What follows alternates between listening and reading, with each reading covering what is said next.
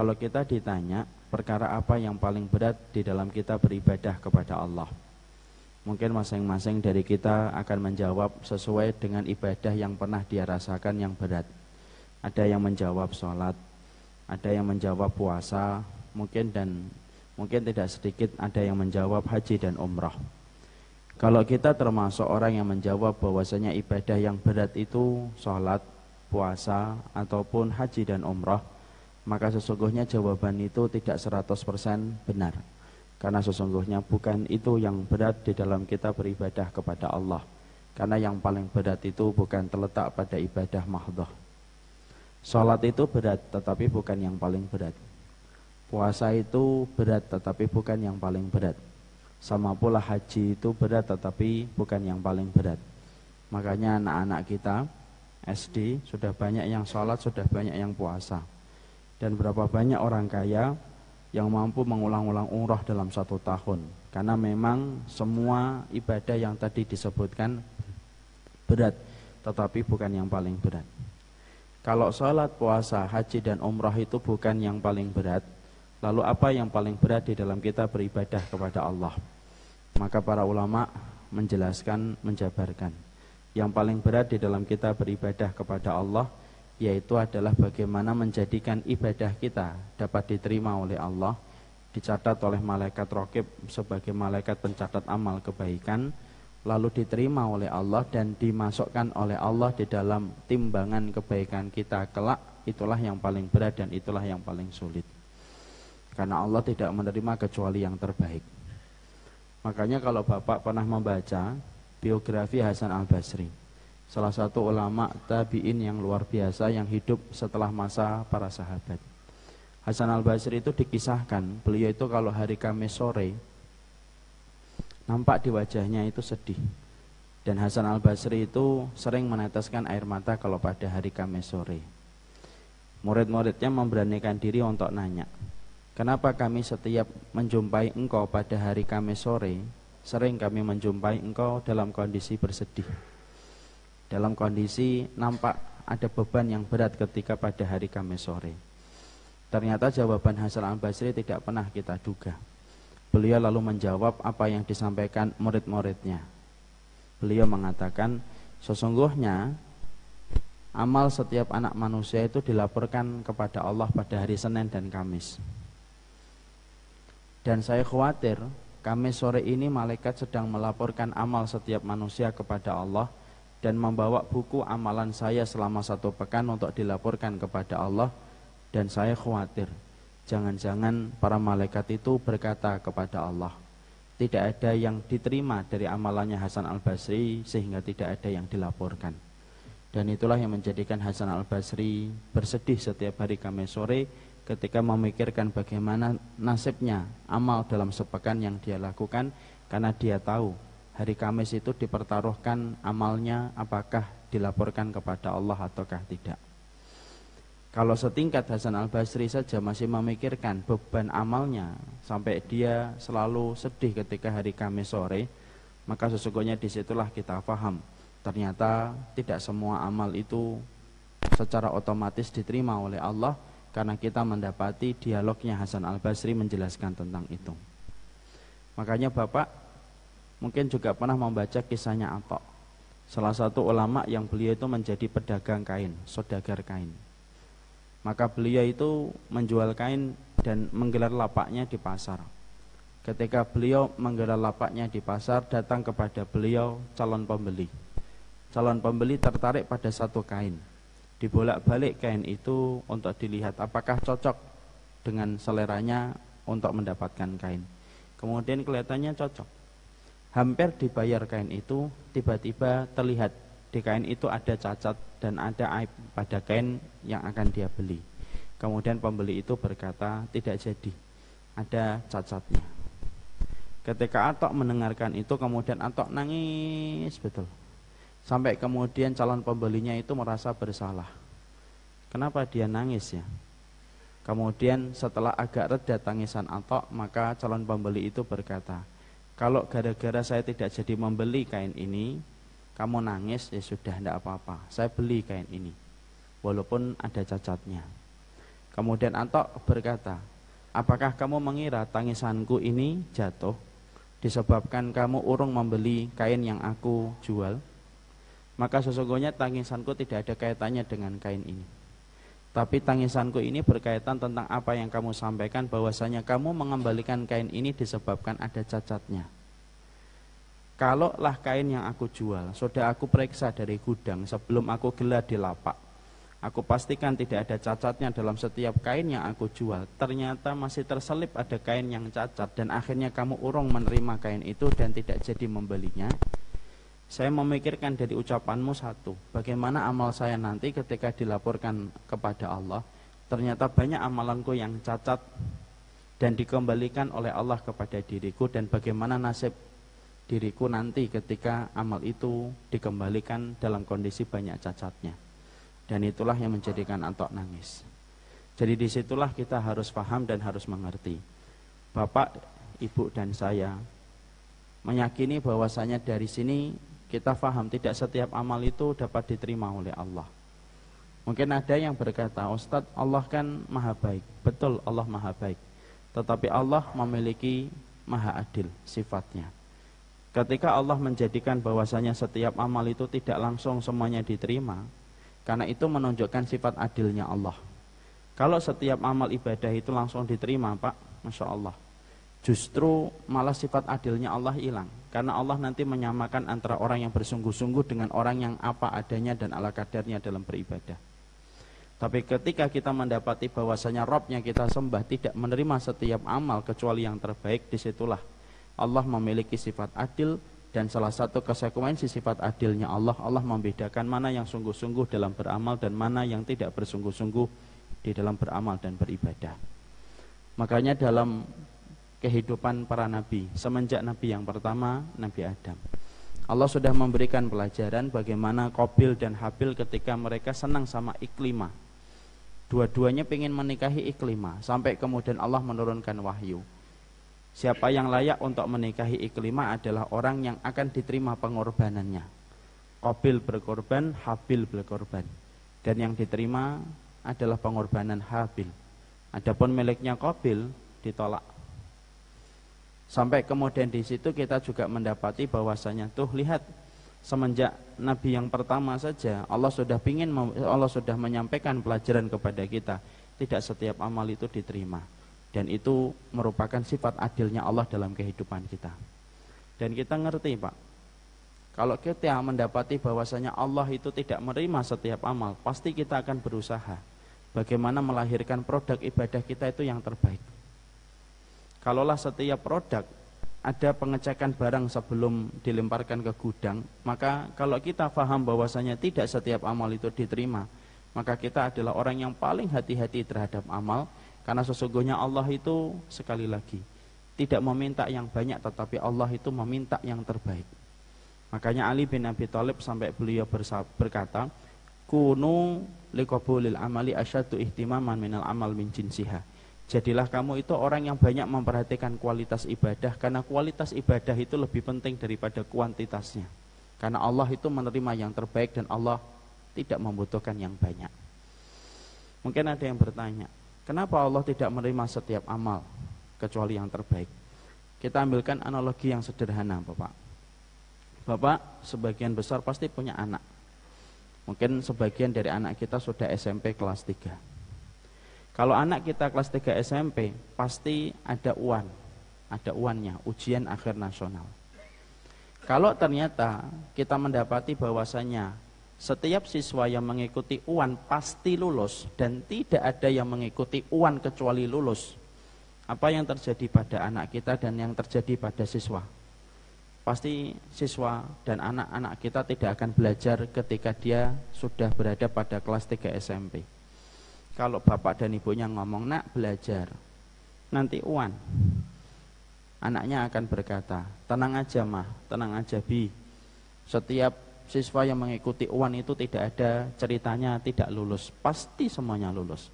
Dan akhirnya dia akan meremehkan belajar, karena menurut dia UAN itu tidak evaluasi belajar selama 3 tahun, karena semuanya pasti lulus. Tapi beda Pak, kalau uan kita dapatkan sebagaimana kita dapatkan hari ini. Ternyata uan itu seleksinya ketat dan itu evaluasi belajar selama 3 tahun. Dan ternyata tidak semua siswa yang mengikuti uan itu lulus. Dan dia mendapati fakta bahwasanya ada kakak kelasnya ranking 1 tapi belum tentu lulus uan. Dia mendapati fakta ada temannya kakak kelasnya kelas mendapat ranking 3 tetapi tidak lulus. Kalau dia mendapati banyak yang tidak lulus walaupun pintar ketika mengikuti uan, apa yang terjadi? Anak kita pasti akan banyak belajar. Yang biasanya tidak minta kursus entah minta kursus. Yang biasanya dia tidak pernah minta untuk ditambahi dengan pelajaran tambahan, minta pelajaran tambahan. Yang biasanya jam 10 tidur, tidurnya jam 12. Kenapa? Karena dia tahu bahwasanya uan itu tidak semuanya meluluskan siswa. Di situ kita mendapati, itulah analogi sederhana. Kenapa Allah tidak menerima setiap amal ibadah? Karena sesungguhnya di situ mengajarkan kepada kita, berikan yang terbaik, karena Allah itu hanya menerima yang terbaik yang tidak ada cacatnya dari kehidupan manusia. Mungkin ada yang berkata, mana dalilnya Ustaz bahwasanya tidak setiap amal itu diterima oleh Allah? Naam, saya akan datangkan dalilnya. Dalilnya sebelum saya menerangkan dalil naklinya dari Al-Quran ataupun hadis, saya akan sampaikan dulu dalil aklinya. Dalil aklinya itu lewat penalaran akal untuk kita fahami. Setelah itu nanti kita akan sampaikan dalil secara nakal yang kita ambil dari Al-Quran dan hadis. Dalil aklinya itu secara penalaran adalah, tentunya kita paham Pak, orang yang nanam padi, belum tentu orang yang nanam padi itu panen dengan apa yang dia tanam. Berapa banyak petani setiap pagi nanam, membajak sawah, tapi ternyata setelah melewati 3 bulan, Masya Allah, gagal panen Pak, dengan berbagai macam sebab. Entah karena banjir, entah karena hujan yang sangat kencang, entah karena hama, dan akhirnya dia gagal panen. Berapa banyak petani yang mereka gagal panen dan urung memberikan hadiah kepada keluarganya yang telah dijanjikan gara-gara dia tidak jadi panen. Berapa banyak pebisnis dia merintis bisnisnya tetapi jatuh bangun di dalam bisnisnya dan tidak urung, dan akhirnya orang mendapatkan sukses di dalam bisnisnya. Jatuh bangun dia merintis bisnis tetapi selalu gagal. Ya, banyak yang kemudian semacam itu. Saya dulu aja bisnis Pak, besi, tapi bangkrut. Ya, curhat Ustadz, ya sedikit lah curhat. Ternyata kemudian kita mendapati bahwasanya tidak semua orang yang bisnis itu sukses di dalam bisnisnya. Kita mendapati pula bawahan itu ketika memberikan laporan kepada atasan, belum tentu atasannya menerima. Berapa banyak bawahan stres Pak, berada pada tekanan yang kuat ketika atasannya itu perfeksionis dan tidak pernah menerima laporan dari bawahan kecuali yang terbaik. Kalaulah saya dan Bapak secara akal memahami nalar bahwasanya setiap orang yang menanam padi belum tentu sukses, setiap pebisnis belum tentu sukses, dan setiap bawahan ketika memberikan laporan kepada atasan itu belum tentu sukses, itu nalar yang memudahkan kita untuk membuka akal pikiran kita. Disitulah kita bisa mengkiaskan, sama amal itu tidak semuanya langsung diterima oleh Allah, dan tidak otomatis setiap apa yang dilakukan manusia itu diterima oleh Allah.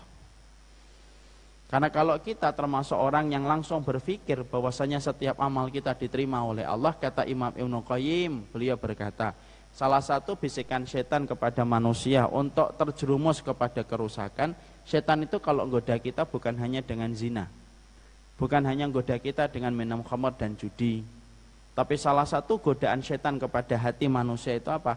Hati manusia itu dikondisikan supaya dia merasa setiap amalnya itu langsung diterima oleh Allah, sehingga dia tidak pernah khawatir terhadap amalnya. Ketika perasaan itu muncul, maka dia tidak bersungguh-sungguh dalam ibadah berikutnya, dan dia tidak pernah menambah dan menambah ibadah karena merasa tabungan amalnya sudah terlalu cukup dari apa yang sudah dia kerjakan. Makanya ini merupakan dalil akli bahwasanya tidak setiap amal itu dapat diterima oleh Allah. Makanya maaf ya, jangan sombong. Saya menasihati diri saya, jangan sombong terhadap ibadah. Baru hijrah dikit, baru tobat dikit, sudah sombong dengan ibadah. Makanya Imam Ibnu Qayyim itu sampai berkata, tidak ada kesombongan yang paling tercela kecuali kesombongan terhadap ibadah. Orang kalau sombong Pak, dengan hartanya mending walaupun itu tercela. Karena apa? Setidaknya harta yang dia sombongkan itu diterima. Setidaknya mobilnya yang harganya 3 miliar kelihatan. Rumahnya yang harganya 2 miliar kelihatan. Orang nggak sombong dengan hartanya itu masih mending, walaupun tercela, tetapi mending karena apa yang dia sombongkan itu kelihatan dan betul-betul dia raih. Imam Ibnu Qayyim lalu nerangkan, lo yang paling lucu, yang paling mengerikan dan yang paling naas itu adalah orang yang sombong terhadap ibadah, karena yang dia sombongkan saja belum tentu diterima oleh Allah dan belum tentu menjadi catatan kebaikan yang dikumpulkan oleh Allah dalam buku kebaikan amal dia. Apa yang dia sombongkan? Makanya kalau ada orang baru hijrah dikit gitu, baru meninggalkan, misalnya baru meninggalkan ulang tahun, baru meninggalkan kemudian kebiasaan yang kurang benar, kemudian sombong, seakan-akan orang lain itu tidak ada masuk surga kecuali dirinya. Seakan-akan orang tidak ada yang benar kecuali dirinya. Saya berpikir, loh yang disombongkan dia ketika jalan sampai tidak mau senyum sama orang gitu. Loh yang disombongkan apa? Jaminan dia untuk menjadikan amalnya diterima aja belum ada sama sekali kok. Karena tidak ada jaminan mutu dan tidak ada garansi bahwasanya setiap amal itu pasti diterima oleh Allah. Tidak ada itu. Kecuali sampai kita memberikan yang terbaik. Setelah kita memahami ini, dalil aklinya, nah kita belajar. Dalil naklinya, mana dalilnya Ustaz bahwasanya tidak setiap amal ibadah itu langsung diterima oleh Allah. Kita akan sebutkan 3 dalil di dalam Al-Quran dan 3 dalil di dalam hadis. Karena kita paham omongan tanpa dalil itu tidak perlu kita dengarkan. Maka dalilnya dari kitabullah itu setidaknya 3. Yang pertama, dalil yang kita baca pada surat Al-Kahfi 103 dan 104. Pada 2 ayat itu, 103 dan 104 pada surat Al-Kahfi, Allah berfirman, Qul hal nunabbi'ukum bil akhsarina a'mala alladhina dhalla sa'yuhum fil hayatid dunya wa hum yahsabuna annahum yuhsinuna sun'a. Allah itu menyampaikan kepada Nabi dalam 2 ayat itu, Qul, katakan wahai Muhammad, kamu mau tahu enggak siapa orang yang paling merugi amalnya itu, nyesel dengan amalnya itu? Kata Allah. Allah kemudian melanjutkan pada 104 itu, alladzina dhalla sa'yuhum fil hayatid dunya, orang yang mereka tersesat dengan amal ibadah yang telah mereka lakukan. Tersesat karena amal ibadah itu ternyata tidak sesuai dengan petunjuk arah yang ditetapkan oleh Allah. Ironisnya, wahum yasabuna annahum yuhsinuna sun'ah. Ironisnya, menyedihkannya adalah sudah tersesat ketika tidak sesuai dengan apa yang menjadi petunjuk yang diberikan oleh Allah, tetapi ternyata mereka merasa telah memberikan sajian yang terbaik kepada Allah, tetapi Allah menolaknya. Dulu saya menganggap bahwasanya ayat ini, 2 ayat ini 103 dan 104 hanya bicara kepada konteks orang kafir. Tapi ternyata kita menjumpai bahwasanya 2 ayat ini tidak hanya bicara kepada orang kafir, Pak, tetapi berlaku umum, ta'umu alal jami', dia berlaku umum, baik kepada muslim dan non muslim. Karena sesungguhnya banyak amal ibadah yang ternyata bisa menjadi cacat dan itu sebab Allah itu menolak. Banyak ibadah yang bisa jadi tidak memenuhi syarat dan Allah itu menolak. Kita ambilkan contoh, Pak, dari non muslim. Berapa banyak orang non-muslim yang memberikan sajian yang menurut mereka itulah yang terbaik untuk Tuhan mereka. Tapi apakah semua pengorbanan yang telah mereka berikan itu akan diterima oleh Allah? Tidak. Yakin kita ketika Allah menerangkan pada ayat ini, kita yakin 100% Allah tidak menerima ketika mereka tidak beriman kepada Allah dan Rasulnya.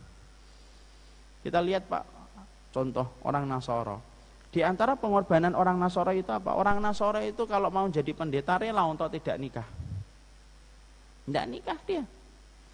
Dan mereka merasa ketika tidak menikah itulah pengorbanan ketika mereka memberikan yang terbaik kepada Rabb mereka, Tuhan mereka.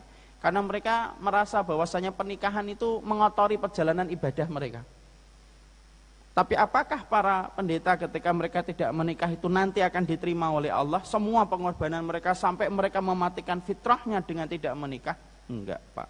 Wallahi tidak akan Allah terima. Dan Allah menyampaikan itu.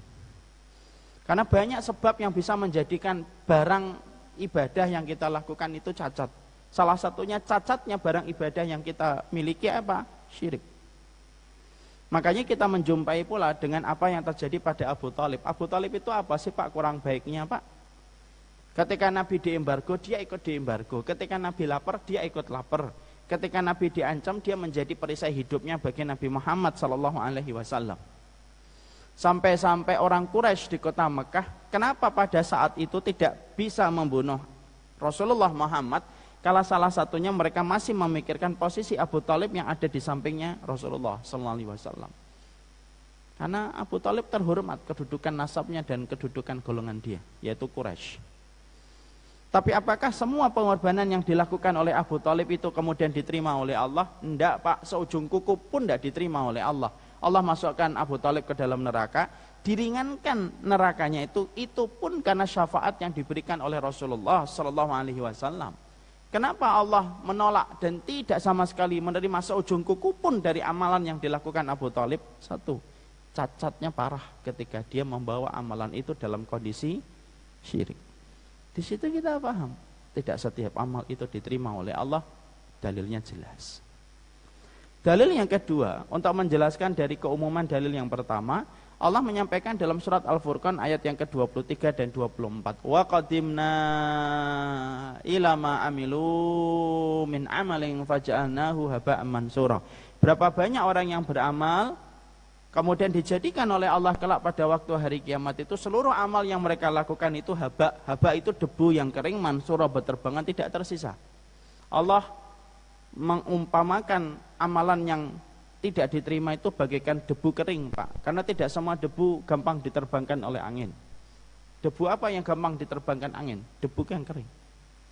Berapa banyak orang yang mereka itu ketika dijadikan nanti di hadapan Allah, banyak perkara dan banyak sebab yang menjadikan amalan itu tidak diterima oleh Allah. Mungkin dia ahli ibadah tapi cacat di dalam akhlak, amal ibadahnya tidak diterima oleh Allah. Karena memang Allah itu selektif betul ketika menerima amal ibadah, Pak. Saya ambilkan contoh yang sederhana saja. Kita ini kalau semakin tinggi status kita, biasanya kita ini kalau milih barang itu juga semakin yang paling berkualitas. Contoh ya, dulu misalkan saya, ketika belum punya mobil, mungkin kemudian masih kuliah saat itu, ketika ingin punya mobil, ketika saya tidak punya uang, kira-kira saya akan memilih mobil dan memilih merek? Enggak. Kalau dulu saya belum punya apa-apa, yang bayangan saya itu sudah punya mobil itu alhamdulillah, mau mobil apa saja. Mau Carry, mau Colt, mau Isuzu, tidak apa-apa. Yang penting kalau panas tidak kehujanan. Kalau hujan tidak kepanasan. Penting itu saja. Kenapa saya tidak memilih-milih mobil yang akan saya tumpangin?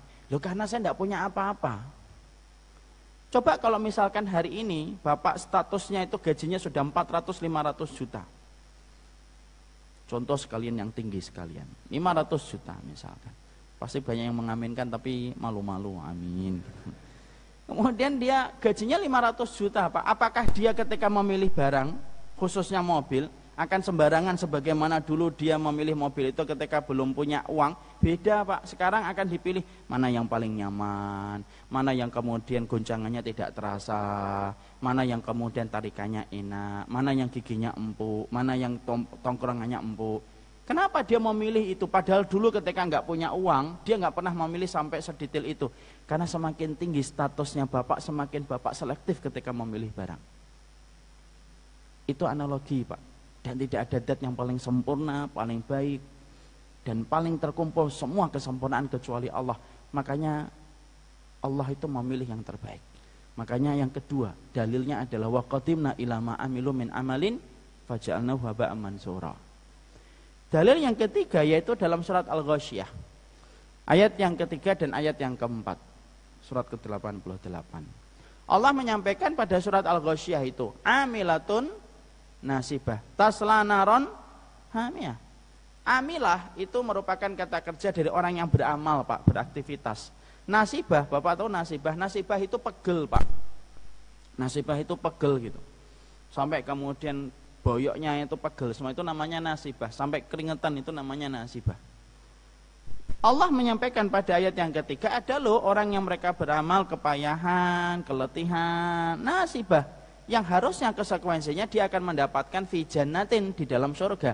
Tapi Allah tidak menyebutkan ayat yang keempat, kecuali Allah menyampaikan tasla naron hamiyah. Lu justru mendapatkan api neraka yang menyala-nyala.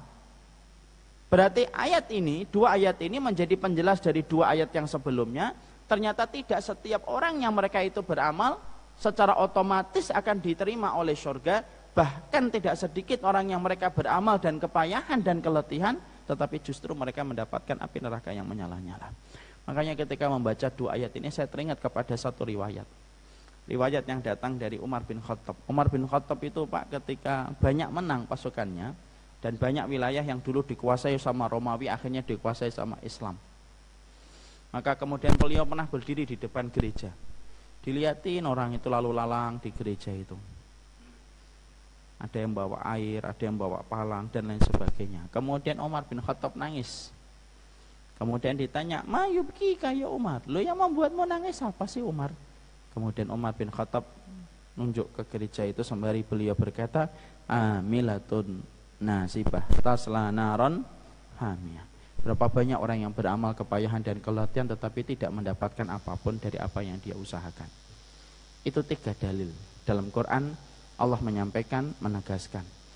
Tidak semua yang kita lakukan otomatis diterima sampai kita memberikan yang terbaik sesuai dengan syarat yang ditetapkan oleh Allah. Setelah 3 dalil yang kita ambil dalam kitabullah, kita ambil 3 dalil dalam hadis. Mana dalilnya bahwasanya menunjukkan yang disampaikan Rasulullah bahwasanya tidak setiap amal itu diterima oleh Allah. Hadisnya yaitu adalah ketika kita membaca yang pertama hadis riwayat Bukhari. Bapak kan pernah mendengarkan ada sebuah hadis Rasulullah ketika Nabi mengatakan ada loh di antara kalian yang sholat 60 tahun 60 tahun sholat tetapi tidak ada satupun sholat yang dia lakukan diterima oleh Allah. Sujudnya benar, rukuknya tidak benar, rukuknya benar, sujudnya tidak benar, rukuk dan sujudnya benar, toharohnya tidak benar. Dan Nabi mengatakan 60 tahun sholat 60 tahun sholat tapi kemudian tidak diterima oleh Allah. Makanya kita sampai membaca dalam surat Al-Ma'un, fawailul lil musallin.